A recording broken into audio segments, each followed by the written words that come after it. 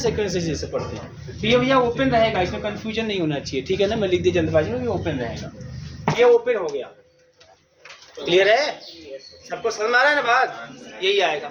अब बताओ ये क्या है, अब ये क्या ये क्लोज्ड है? ये क्लोज्ड है? नहीं, इज नॉट क्लोज्ड, ये क्लोज्ड नहीं है। जो सेमी ओपन सेमी क्लोज्ड वाले इंटरवल होते हैं ना तो क्लोज्ड होते हैं ना तो ओपन होते हैं। तो और क्या है नहीं पता, हमको फर्क नहीं पड़ता, लेकिन क्लोज नहीं है भाई, कंफर्म है। अब यही आपको दिखाना था कि अगर आपके पास इनफाइनाइट नंबर में क्लोज सेट है तो उसका यूनियन जरूरी नहीं है कि क्लोज्ड हो, तो दिखाते इज नॉट क्लोज्ड, है ना। That is union of n is equal to 1 to infinity hn is not closed. यहाँ पे आपने दिखा दिया कि अगर इनफाइनाइट नंबर में आपने क्लोज सेट लिया तो उसका यूनियन जरूरी नहीं है कि क्लोज्ड हो। बात समझ आ रही है सबको? तो ये हो गया, इसको दिखा दीजिए। समझा नहीं किसी को?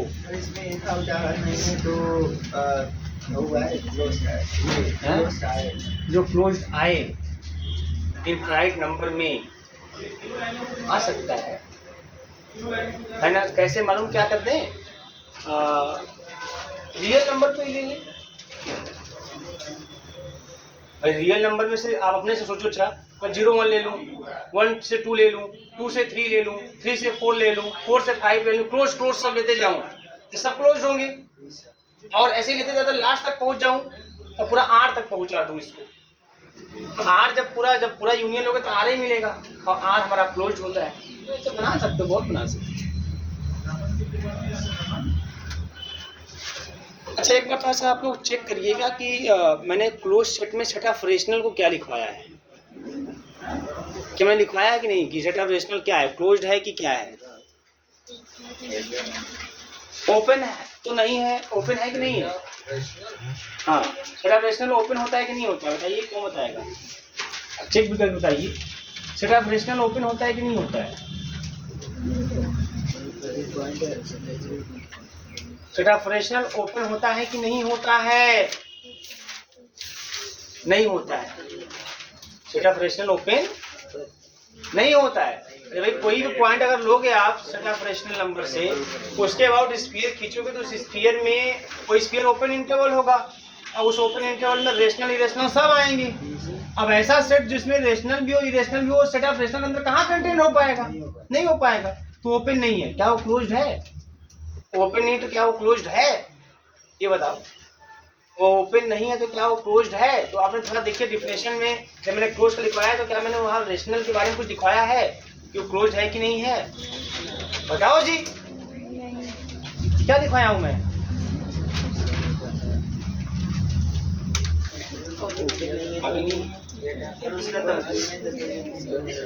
नाटक मत करो, मैं बोल रहा हूँ कि थोड़ा सा आप देखिए। जब मैंने क्लोज सेट का डेफिनेशन लिखवाया है तो मुझे कुछ डाउट लग रहा है, कहीं गलत कुछ नहीं हुआ हो, है ना। जो मैंने क्लोज सेट का डेफिनेशन लिखवाया है उसमें क्या मैंने लिखवाया है कि set of natural number open है कि क्लोज्ड है, set of whole number open है कि क्लोज्ड है, ये सब लिखे हैं आप लोग की? ऐसे बस बता दिया हूँ खाली आप लोग? दो जी भवानी खाली खा के 5-5 किलो हो जा रही हो, पता नहीं चल रहा है। क्लोज सेट, हाँ ये साइड है ना, ये साइड है, देख रहा हूँ।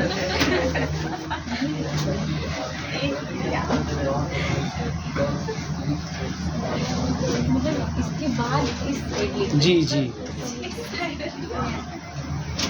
अच्छा, इसके बाद इस साइड नहीं, इसके बाद इस साइड तो नहीं दिख रहा है मुझे। है भाई कहीं पे? ये मैं लिखवाया हूँ कि क्लोज नहीं हो, ये चीज़ मैं लिखवाया हूँ कि क्लोज नहीं है ना, और ओपन भी नहीं है।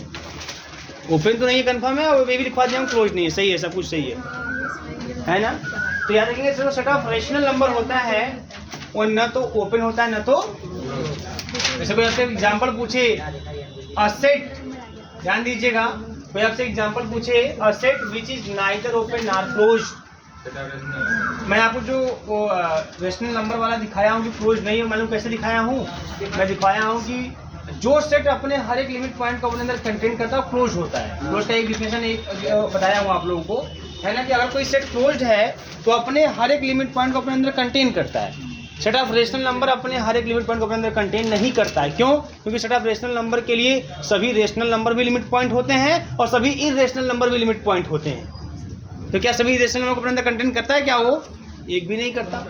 इसलिए जो सेट ऑफ रेशनल नंबर है वो अपने हर एक लिमिट पॉइंट को अपने अंदर कंटेन नहीं करता, इसलिए वो क्लोज्ड नहीं है। बात समझ आ रही है? ये तरीका। और आपसे कोई पूछेगी कि ऐसा कोई सेट जो न तो ओपन हो न तो क्लोज हो, तो आप क्या बताएंगे? सेट ऑफ रेशनल नंबर न तो ओपन होता है न तो क्लोज होता है। और अगर semi open semi close interval बना दो आप, जो semi open semi close interval होते हैं न तो ओपन होते हैं न तो ओपन इंटरवल है तो ओपन है, क्लोज इंटरवल है तो क्लोज्ड है। लेकिन सेमी ओपन क्लोज इंटरवल है या semi close semi open interval है तो वो न तो ओपन होता है न तो क्लोज होता है। इससे कोई दिक्कत नहीं होनी चाहिए। लिखवाया मुझे क्या नहीं होगा? सेट ऑफ रेशनल नंबर क्या नहीं होगा? नेचुरल नंबर क्या नहीं होगा? ओपन नहीं क्या सही मतलब ओपन और क्लोज नहीं होता। हाँ, ओपन नहीं होगा, क्लोज तो है, है। वो तो मैं लिखवाया हूँ। Set of natural number closed है तो मैं लिखवाया हूँ। मास्टर नोट्स कहाँ है आपका? हो गया बेटा? चलिए अब आगे की तरफ कंटिन्यू करते हैं। तो आशा करूँगा कि आप लोग ऐसे जितने भी क्वेश्चंस आएंगे बहुत आसानी से बहुत तेज़ी से आप लोग कर लेंगे। आशा ही कर सकते हैं, उससे ज़्यादा आशा नहीं कर सकते। ठीक है, लिखिएगा आप लोग। लेट अगला theorem, let A and B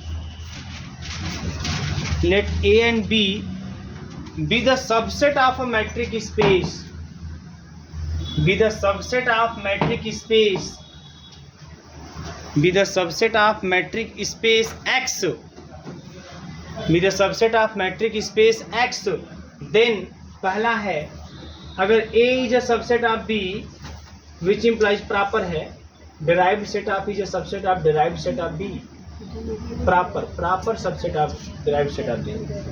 दूसरा A intersection B derived set of A intersection derived set of B, इसके अंदर कंटेन्ड होगा। आगे है तीसरा है derived set of A union B is equal derived set of A union derived set of B। ठीक है, ये आइए इन 3 थ्योरम करते हैं आज।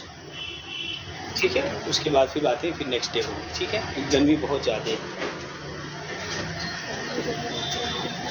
तो बहुत आसान है, इससे आसान आज तक कुछ नहीं बना है। देखिए इसको, अब इसके प्रूफ की तरफ चलते हैं। ध्यान दीजिएगा आप सभी लोग, बहुत आसान है। पहले के प्रूफ की तरफ चलते हैं। A is a subset of B, then derived set of A is a subset of proper subset है एक्चुअल में, derived set of B दिखाना है। तो अगर आपको इसका सबसेट अगर दिखाना है तो क्या तरीका बताया था मैंने आप लोगों को कि अगर जब भी आपको A को B का सबसेट दिखाना है, कोई एलिमेंट यहाँ लेके फिर उसी एलिमेंट को यहाँ दिखा देना। बात समझ में आ रही है कि नहीं आ रही है आप लोगों को? तो पहले के लिए लेट कर लेते हैं X belongs to derived set of A, ठीक है ना? और फिर लास्ट में दिखा देते हैं कि X belongs to derived set of B। काम हो जाएगा हमारा। Let X belongs to derived set of A। अगर X belongs to derived set of A है जिसका मतलब क्या है? Which implies X is the limit point of A। X is the limit point of A। X A का limit point है, इसका मतलब क्या? Every open sphere centered at X contains infinite number of points of A other than X। मेरी बात समझ में आ रही है? अगर X A का लिमिट पॉइंट है तो इसका मतलब यही होता है कि X के अबाउट कोई भी स्फीयर खींचे तो यहाँ सबकी बात होती है। अभी तक हम लोग बोलते देयर एग्जिस्ट, लेकिन यहाँ पे लिमिट पॉइंट में क्या होता है कि अगर X A का लिमिट पॉइंट है तो X के अबाउट किसी भी रेडियस का स्फीयर खींचे, छोटे से छोटा चाहे बड़े से बड़ा, हर एक स्फीयर है ना सेट A के है ना कुछ पॉइंट को कंटेन करे X को छोड़कर। बात समझ में आ रही है? और कुछ मतलब कितना कंटेन करता है सीधे सीधे? इनफाइनाइट, ये बताया था आप लोगों को। तो x is limit point of A, इसका मतलब यह है कि every open sphere, every open, question मैं यहीं पे खत्म कर देता तुरंत, लेकिन थोड़ा सा बढ़ा के लिख रहा हूँ। Every open sphere centered at X, centered at x contains infinite points of a। हर एक स्फीयर जो x को सेंटर मान में खींचा जाएगा ना, वो a की इनफाइनाइट पॉइंट को क्या करेगा? कंटेन करेगा। Infinite points of a other than x।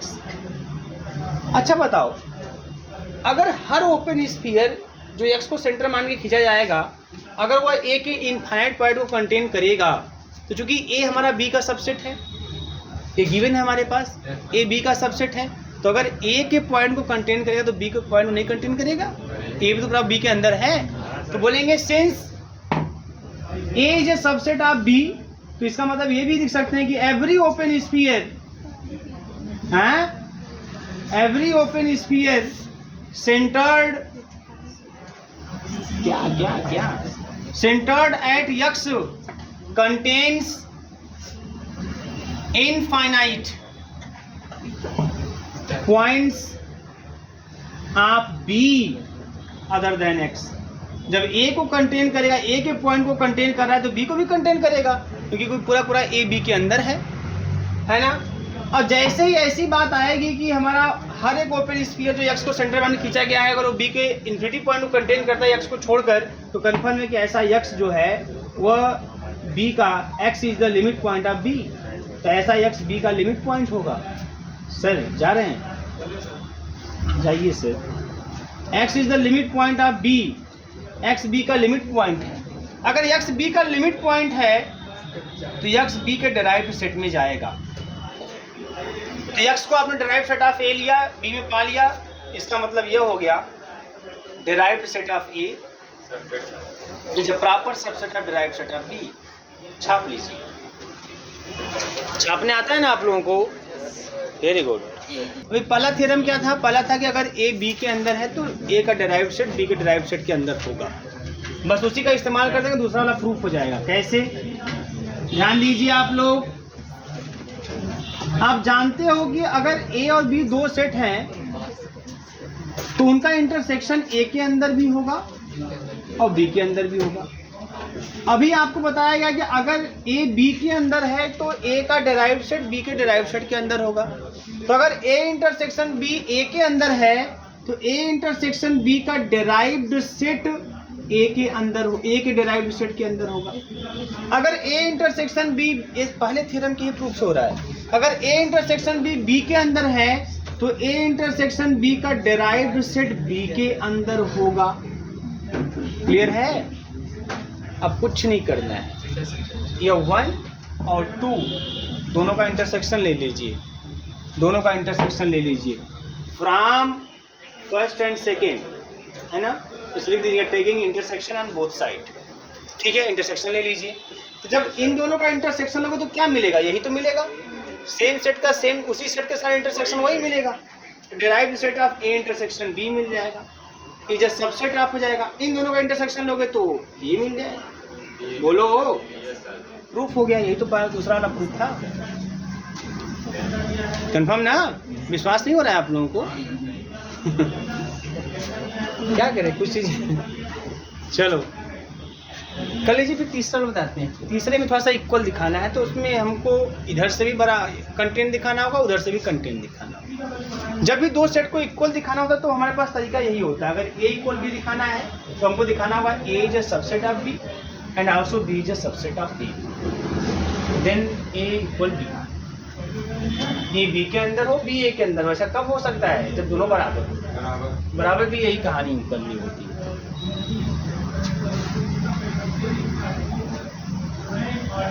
ये सब रिजल्ट्स आपको आने चाहिए, तभी आप टिक मार पाएंगे।